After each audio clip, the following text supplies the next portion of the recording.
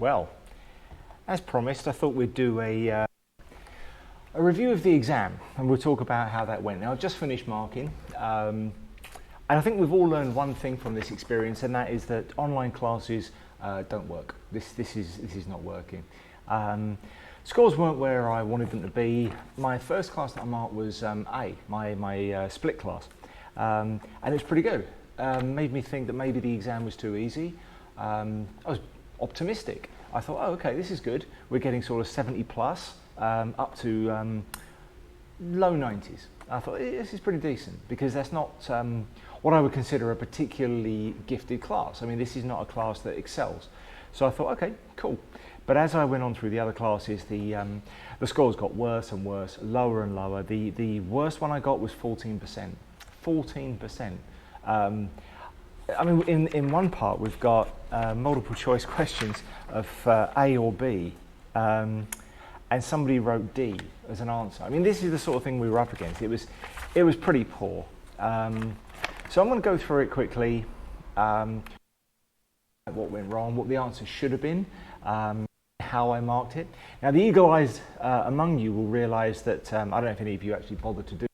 If you read through, it doesn't add up to 100%. So we had to be a little bit creative about how we did the marks. So what I generally did is I gave 1 point for multiple choice, and I tended to give 2 points to written answers. Points I gave. That seemed to balance things out, level it out a bit, so that we got a better spread of the score. I stuck to the 20% for story writing. A lot of people didn't even bother writing a story. Those people that didn't bother, what's the point? You know, I mean, at this point in grade 11, if you can't even finish an exam in English, and considering that half your subjects are in this language, if you can't do that by this point, you've got to wonder, why are you bothering? You know, what kind of future do you really have if you can't even finish an English exam that's this basic? And I really wonder if you should be bothering to come in. What's the point? I mean, I don't want to teach you. If you're too lazy to finish the exam, I don't want to waste my time on you. So I am actually going to start focusing more on the students that turn up, that do the work and submit the exams. The coursework rather. Now, I do acknowledge that, you know, with the system as it is at the moment, people have got lazy, and I try to allow for that. But looking at the results in the exam, a lot of people have taken this opportunity to do less, and they've run with it, and they've done even less than I would have anticipated. It's pretty poor, to the point where I don't know if it's worth it. I don't know if it's worth you bothering to get an education if you're going to do this badly. Do question the point of spending this much money to come to this school. Those of you that are really screwing this up, you need to look at yourself, and you need to think, what am I doing with my life? Because you are creating the person that you're going to be. You're not someone that's ever going to get a job, because I wouldn't hire someone like you. So you know who you are. So let's have a look on bits and pieces of the exam. So some of this I've written, some of this I haven't. Some's been from questions that I've written. I believe Colin actually. So it's a bit of a mix match. But we'll go through it, and I'll see what I remember and what I don't from stuff. First of all, vocabulary. We've got synonyms and antonyms. Now, synonyms and antonyms basically means multiple guess. I mean, so long as you've got a basic understanding of vocabulary, you should be fine. Brief. You've got to find another word for brief. We saw the shooting star for a brief moment. Obviously, so there is either fleeting, long, or endless, and it's fleeting. You know, brief is fleeting. It doesn't last very long. Grandmother always prepares food. Oh God! And this is where we go when we've got. This is ridiculous. You know, it's not a tasty food. It's prepares tasty food. It's annoying that this. Well, tasty is obviously yummy. Anyone that doesn't know that, ooh, don't bother coming in. Alice is always reliable. Reliable is dependable. If you can rely on someone, you can depend on them. Ungrateful and selfish mean totally different things. To be fair, most people seem to be getting these right. Your English teacher will not begin the movie until we are seated quietly. Doesn't make sense. That again, this sentence structure is all wrong. It would be until we are seated quietly means it's a group, so it would be our English, the English teacher, not your English teacher, because we are the group and you're included in it. So that makes no sense. Begin would be. In a sentence, you could also use the word play, but start is the correct answer because begin means to start. So I wouldn't give you a score for play. Marie has never been tardy. Tardy means late. Late means tardy. Disrespectful or known are completely different words. Now, one thing it says very clearly, write the letter only. What it doesn't say is copy the sentence out. It doesn't say that. It doesn't say write anything else. It doesn't say write a sentence with different answers. It doesn't say any of those things. It says letter only, A, B, or C. So those of you that didn't do that, I didn't mark it because I'm not going through. We also had a couple of people that put random number orders and they changed. Not just they didn't bother to do this one first. Put the 1 to 5. They did that differently as well. So they might do 4, 3, 1. Failed you. I didn't bother to do it. I just ticked. It's wrong because what I've done is I've made an answer key where D, E, whatever, and I've just gone through and I've ticked it. So if it's not in that order, then it's wrong. So in plain English, at least one person I know did that and just wrote out the words. And it's like, well, I don't have the answers to that because I don't have the sentences written out on my answer key. And that means I've got to go back through all the exams and look up every answer.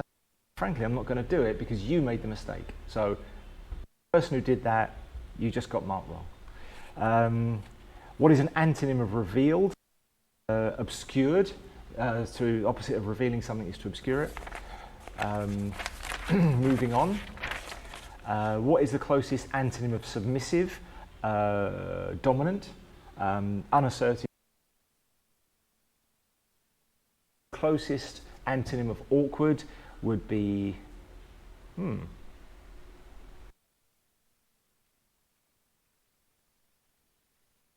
again, this is just comfortable was clearly meant to be the answer.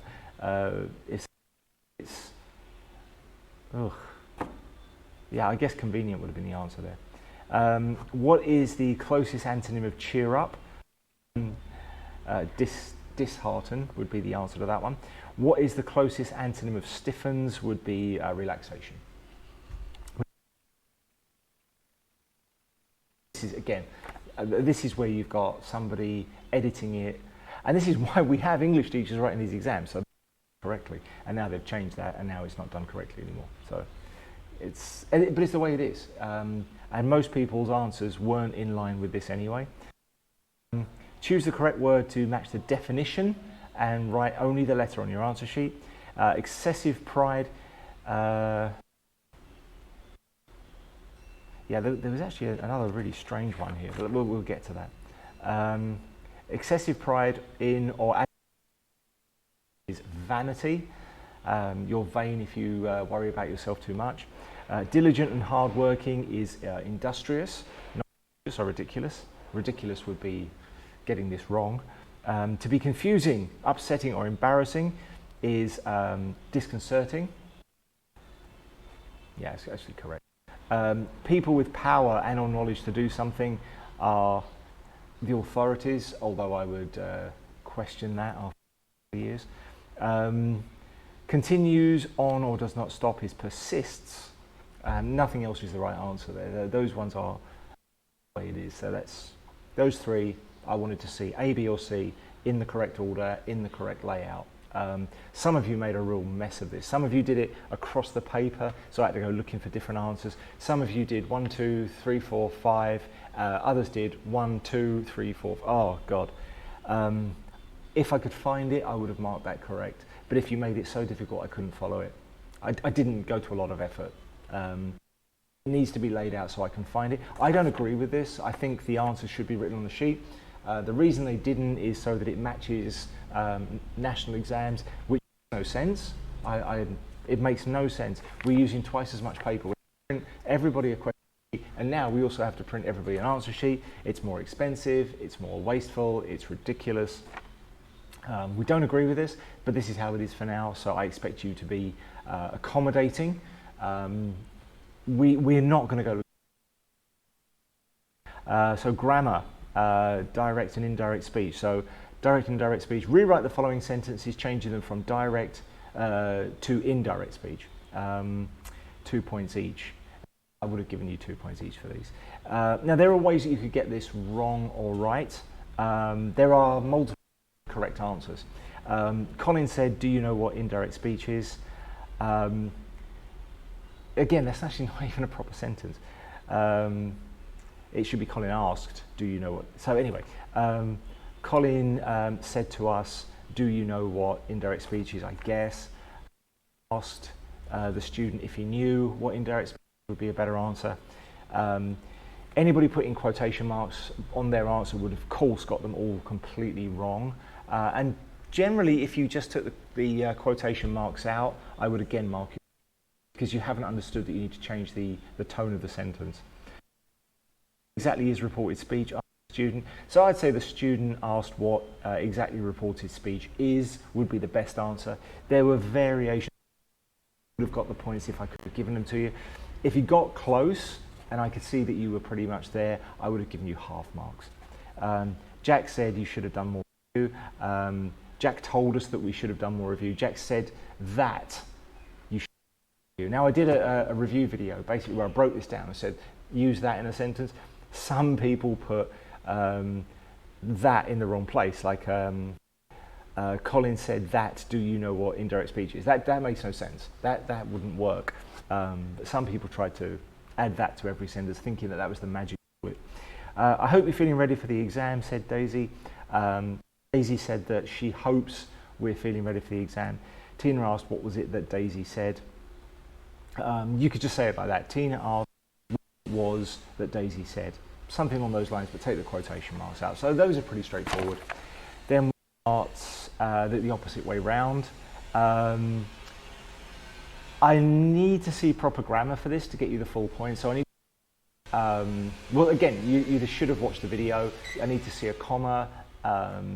Then I need to see quotation marks. I need to see a full stop, question mark, or exclamation mark at the end to get the full score. Yeah, most people got this wrong. My friend told me that she said he was very lucky. My friend said, comma, open question marks, she said he was very lucky. That would be the correct answer. There were variations on that. And as I got towards the end of the marking, I was probably a little more generous with that because I just didn't care anymore. You know, after 200 of these, you just think, oh, it's fine, whatever. I want to go out. I said, comma, open quotation, do not go out at night alone, close. Suzanne told Daisy to stop talking. Suzanne said, comma, quotation marks, Daisy stopped talking. The student asked the teacher why he didn't eat meat. Most people got that right, actually. The student asked, comma, open quotation marks, teacher, capital T, comma, why don't you eat meat? Close quotation marks. He told me he wasn't sure when to use reported speech. He said, comma, open quotation marks, I'm not really sure when to use reported speech. Most people got that wrong, but if it's a variation on it that got close enough, probably would have got the points. Okay, connectors. Okay, this was a mess, this one. Read and complete the sentences by choosing the correct connector. Write the letter only on your answer sheet. Now this is one of those other examples where it was a bit of a mess, so I'll explain why. Number one, something, you withstand the offers of your friends, you can succeed to be yourself,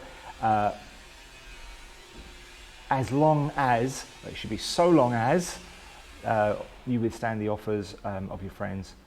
That's a horrible sentence. I don't know who wrote that, but that's horrible. He's been really ill lately. He insists on going to work, even though he's been really ill lately. And you notice we've gone down from D to only 2 options now, which makes no sense. They should all be the same. They should be consistent. So I apologize on behalf of whoever wrote this. We decided to go to Italy for our holiday, although it meant we needed to get our passports renewed. And the last 2 are much more difficult. I'm not going out tonight, although I can see you tomorrow if you like, or however, I can see you tomorrow if you like, are both correct, same as the next one. He is rich, even though he leads a miserable life, still he leads a miserable life. They are again both correct. So if you chose either of those 2 options for section 6, number 4 or 5, on my notes I just had either. So whatever you wrote for 4 or 5, you just got to tick because both of those are correct. 7, past tense, past continuous tense. Now this is really annoying because it's very, very easy, and I've even given you an example. She washes her car, she was washing her car, and a lot of people got this wrong. Some people didn't even attempt it, and it's ridiculous. So because of the scoring, I bumped this up to 10 points. So you got 2 for each of these you got right. She was bursting with excitement. Common sense disappeared for good. Common sense was disappearing for good. I laughed at his stupidity. I was laughing at his stupidity. He was driving to school. They were studying for the exam. The only one that's different is they, because it's plural instead of singular. Simple as that. Then we carry on. This does go on a bit. I apologise. Past perfect tense. Now again, a lot of people got this wrong, which is crazy because you've got an example to follow. They watched a movie yesterday. They had watched a movie yesterday. So you only have to have had in there. That's all you have to do. Jack had written the exam last night. Daisy planned to destroy humanity. Daisy had planned to destroy humanity last week.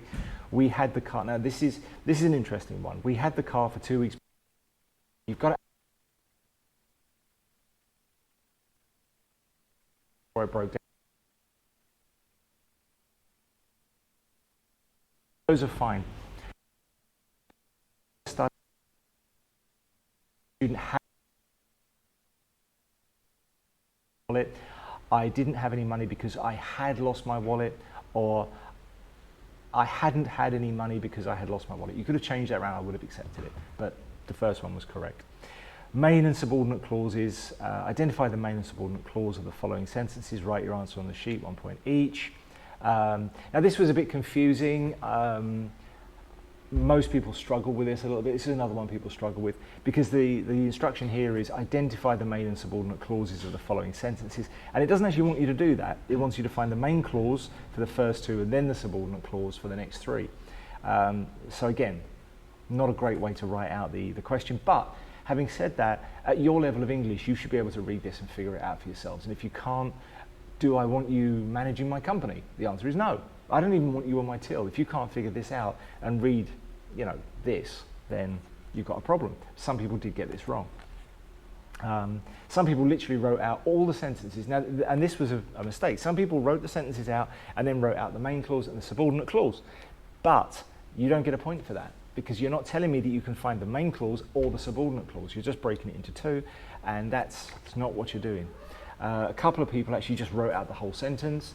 Again, doesn't tell me that you can spot either of the clauses. Clause of this sentence, I don't know what I should do now. Now, the main clause, as I did in a review video, which was nearly an hour long and you should have watched it, the main clause can stand on its own. Subordinate clause cannot. I don't know. Okay, I don't know. What should I do now? Okay, so they're the 2 clauses. What should I do now? The main clause here would be, I don't know. Yeah, what I should do now. Because what I should do now doesn't make sense without I don't know. Although the test was tough, I managed to get a decent score. I managed to get a decent score is the main clause because it's a sentence by itself. Okay, although the test was tough, although then what? What? Doesn't make any sense. So without that, it has to be the subordinate clause. Find the subordinate clause. You're going to wear that dress whether you like it or not. You are going to wear that dress is the main clause because it stands on its own. Whether you like it or not. Whether you like what or not. Doesn't make any sense on its own, so that is the subordinate clause. She acted as if she knew everything. She knew everything is the main clause, so she acted as if. Well, as if what? So that's the subordinate clause. I didn't realise that I was making a mistake. I was making a mistake is the main clause. I didn't realise would be the subordinate clause, although I would argue they're both main clauses. Okay, so read the following excerpt. Now we've got a lump of a book from A-Holes, and it's quite clear that some of you didn't read it or just didn't even understand it, and it's very simple, and it's from a book about a teacher, an English teacher, teaching English in a foreign country where he's encountering difficulties. Now I saw some people when I was invigilating reading it and laughing, so I know some people got it, and those people probably enjoyed reading it and probably had some fun with it. I chose it because it was fun. I chose it because it was a laugh. Dogs are better than cats, but no teacher, they taste the same. I mean, that's funny stuff right there. That's comedy gold. A lot of people struggle with various bits of this. Oh my God, some of the answers we got just made me feel like just giving up and going home. Really did. So right, it's quite long. In the original exam when I wrote this, yes, it was quite long, but there were a lot more questions. So that makes sense. I don't agree with having all this content and then only having these 5 questions. That doesn't seem to make a lot of sense, but that's how it is. So what was the teacher's first discussion topic? So the first discussion topic is, are dogs better than cats? Now, a lot of people said education is a gift we all deserve, but that's not the first stated topic. It is dogs are better than cats. That's the first discussion topic that is posted, proposed, discussed. Why did the female teacher ask if the teacher was a poor person? Now to get 4 points here, what I need to see, and there are 3 points for each of these questions, so it's worth putting in the effort. I need to see that you understand that the female student thought the teacher was poor because he couldn't afford to eat meat. Okay? So I want to see an explanation that includes that concept, that she thinks he's poor because he can't afford to eat meat. Just saying because he speaks like a vegan is not an answer. Doesn't make sense. By itself, it doesn't make sense. You have to treat me as the person marking your paper as if I hadn't read the excerpt. So I have to make sense of that from your answer. And for 3 points, you've got to go to the effort of actually giving me a proper answer. Okay. So I need to see the female student thought he was a poor person because he talked about not eating meat or not having to eat meat, only eating vegetables, so she assumed he was too poor to buy meat. Something along those lines. According to one student's dad, why is Donald Trump so fat? You're not getting a point if you say because he eats animals. That's not the full answer. It might be worth 1 point. If you'd have gone to a lot of trouble, you've written out a lot of text that just says Donald Trump is fat because he eats a lot of animals, I might have given you 1 point, maybe 2, depends on how much effort you went to. But the actual answer is the student's father thought that Donald Trump was fat because he eats all the animals to stop them taking over the world. Okay? It's patently ridiculous. It's nonsense. That's why the teacher is confused by it and doesn't know how to respond. So there's someone out there that thinks Donald Trump is a hero and that's why he's fat, because he's killing and eating all these animals so that they don't try and take over the world. You've got to understand that this is ridiculous and it makes no sense, and that's why the joke works, okay? Why did the girl run over the dog with her car? Now to get full points here, because it peed on her wheel and it lacked respect. She was teaching it respect. She was making sure it never did this again to anybody else. She was teaching it respect by killing it, which again makes no sense. Some people said all the inside bits were on the outside. That's not an answer. That doesn't even answer the question. It doesn't even come close. And what we're seeing is people who are so lazy or just completely inept that all they're doing is copying the sentence out that's attached to the question sentence. So you're looking for dog run over by car, inside bits on the outside. I'm copying this sentence out. Again, what's the point? What's the point? You're never going to find a solution to a problem. And one of the first problems you're going to have to deal with when you walk out of school is, what do I do next? How do I live my life? You can't answer that question if you can't answer this one, because you are not finding a solution. So you need to be able to go into this text and understand it and find the answer embedded in the text. Okay, you've got to look for inference, because life is all about inference. I don't want you to come out and just copy what other people have done, because I can do that myself. If I'm going to hire you, I need you to solve a problem. That's why people hire other people. Look at all businesses. All businesses work the same way. They're in business for one reason. They solve a problem for you. Shops, the problem they're solving is, I don't have time. I don't know how to go around and find all the things that I want to eat. So I will pay more than that thing is worth so that the shop puts it all in one place for me. They're solving a problem for you. The problem that you don't have enough time to get out there and do all this stuff, and you just don't have the hours in the day or just the sheer patience to go out there and find people who grow plants, who have eggs, who kill animals. You don't have time for all that stuff. So you go to a shop and you pay more, so that this is how society works. Now, that's what we're talking about. Businesses function by solving these problems for you. Every single business does something that you can do for yourself, but they do it at a profit by taking that effort away from you. And that's what you have to be able to do. You have to be able to solve a problem for your employer, not cause one. And if the only way you can get an answer to these questions is by copying out the sentence, then you haven't solved the question, and you're not going to be able to solve any others. And now it's time to have a good, long, hard look at yourself and wonder how you can change this so that you are now effective. Because it's almost too late. And number 5, what did the girl who ran over the dog with a car look like? And after all that, all the things I've just said, now I'm going back on it and saying you have to be able to tell me what she looked like. She had an innocent face. Some people said she was a dog murderer. It doesn't ask, is she a dog murderer? It says, what does she look like? She's innocent looking, big black glasses, and you just basically describe her off of the text. That's all you have to do. Now, creative writing. I will say I don't necessarily think this was a good idea. Normally, when I wrote this originally, it would have had 3 options. I always give you 3 choices. Write a letter, which is what the lazy people do. Write a article of some sort, like a factual article based on something. Normally what we would have done is chosen something like tourism. Describe a tourist spot in Phnom Penh, because you've all been to one, so you don't need to do any research. We'd normally pick something you don't have to go out and do any research on, so something everybody knows how to do. Tell me how to make your favourite food, something like that. And then we would have had a creative writing, and then there would have been 3 different tiers for different levels of students. So if you write a letter, okay, it's easier, but I'm not going to give you the same score. And then the article thing, it's easier than writing a story. Again, wouldn't get a main score. And then the stories are for the people who really want to push the envelope and really want the extra points. That's how it normally would have worked. But I do admit that writing a story was the harder option, and my God, didn't we find that out? Some of them were just awful. Some of them were just unreadable. It's not an excuse that I ran out of time. A lot of people are right. Sorry, ran out of time, teacher. Well, that's not an excuse. You know exactly how long you've got. You've budgeted your time, and you need to work out how to do this within the time frame. You are old enough to do this now. I mean, there has been lessons where you've had a 50-minute lesson and you've had to write a story, and you've had to work out how long does it take you to write a story, and you've had to get on and do it. Middle, end, and none of you were working it out on the scrap paper. None of you were plotting out your story. It doesn't have to be a great story, it just has to be a story where something happens and someone changes for the experience. Very simple to do, but you have to plan it out. A lot of people didn't do that, so you lose a lot of points if you didn't give me any kind of finish. And I will admit, almost none of the stories worked as a story.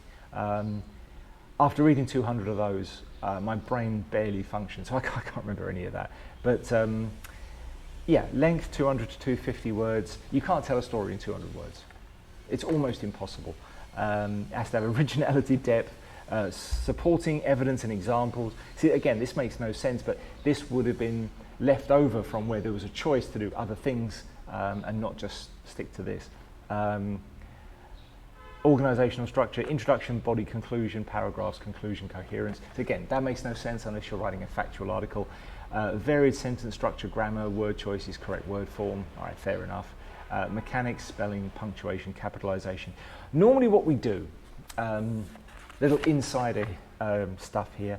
Normally what we do as English teachers, we'll go through the first paragraph carefully, and we'll mark all your grammar points on that first paragraph, because we know all the mistakes you make in the first paragraph, you're going to make again in all the subsequent paragraphs. So we'll do all of our structure on the first paragraph. Some teachers don't. Some people do the last paragraph. Depends how they do it. It's like in jewellery. I used to be a pawnbroker, and I always used to tell everyone, when you test a piece of gold, a chain, always check the second link. Never the first link, always the second link. And they always said to me, why?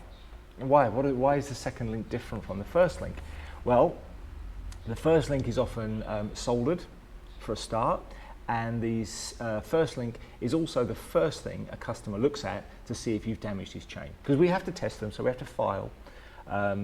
So we always said, don't touch the first link.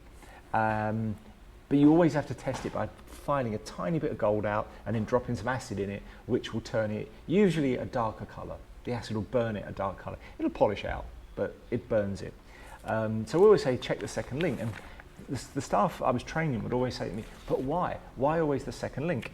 I said, well, it doesn't matter why, but always do it in the same place on the same link, because I've sacked several members who took in fake gold, and then when we put it out to them, said, right, show me where you tested it, and they couldn't because they hadn't tested it properly.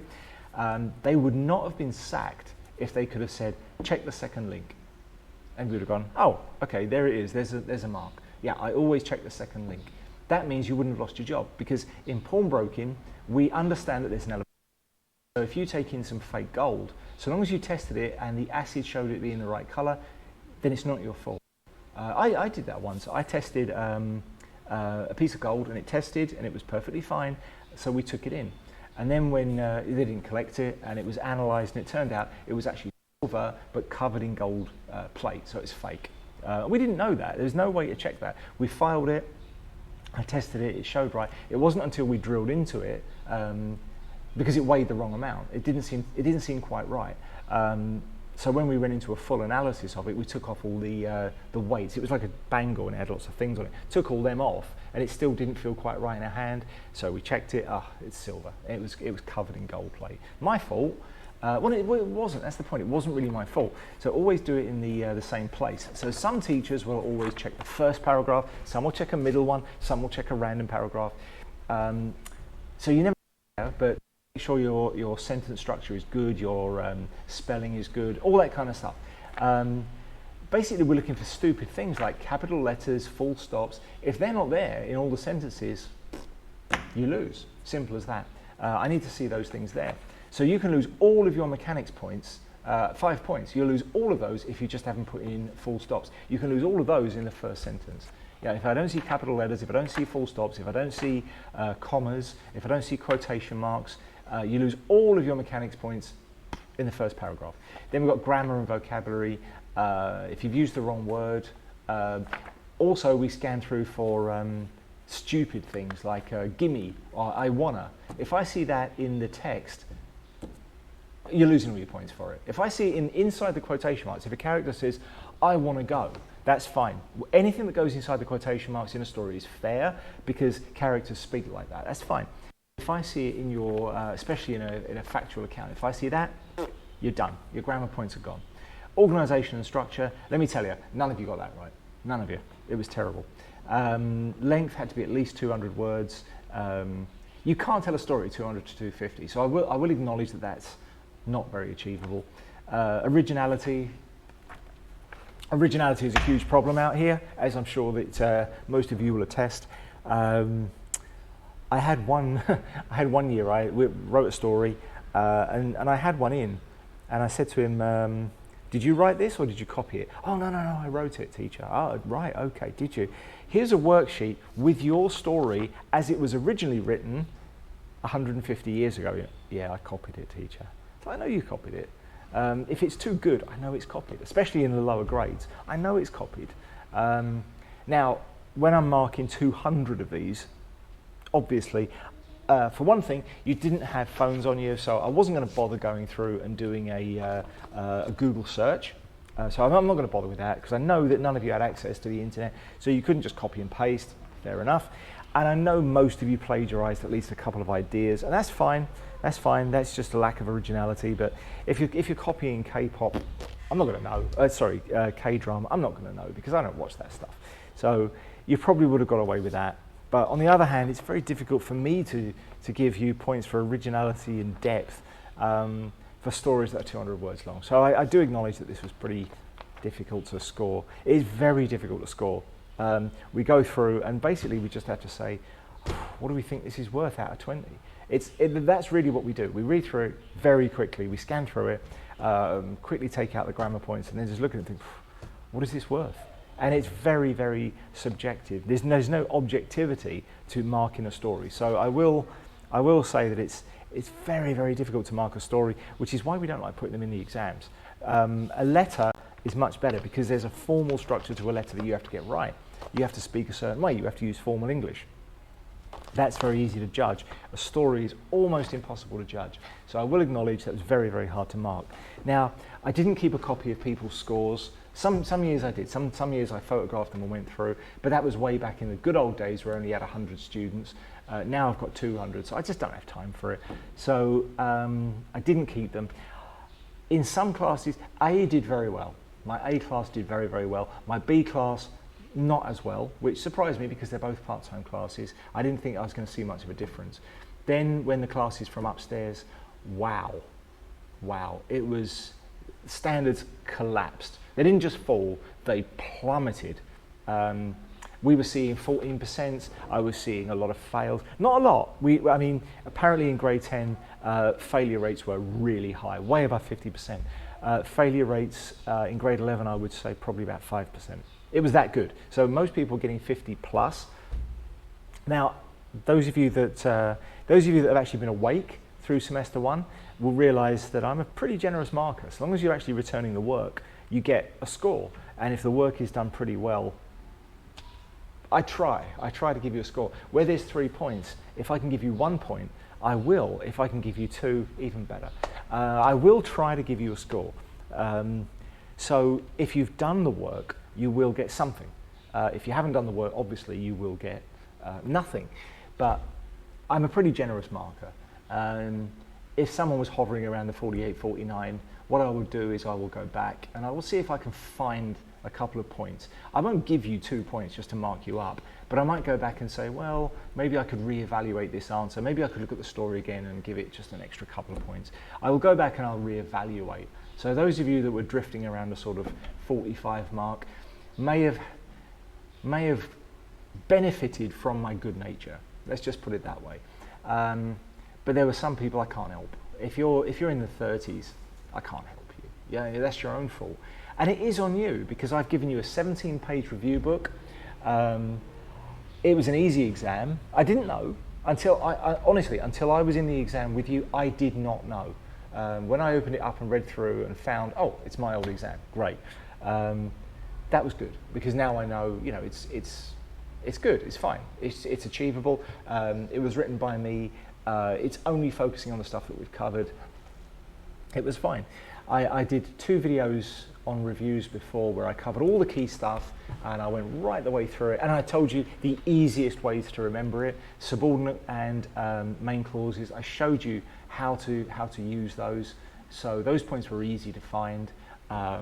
There was at least, as I say, there was one where 2 of the questions had multiple correct answers, so any answer. If you've actually given me an answer, you're going to get a point, simple as that. And some people, again, weren't even doing that. A couple of people didn't bother to write a story. You know, that's on you. Some people's stories were literally this big. I can't mark that because there's nothing to do. There's no structure there. You haven't even got close to 200 words, so you know, there's nothing I can do. If you can't be bothered to do it, I'm not going to read through it and give you a score. Simple as that. This is give and take. So, overall, semester 1 wasn't a complete bust.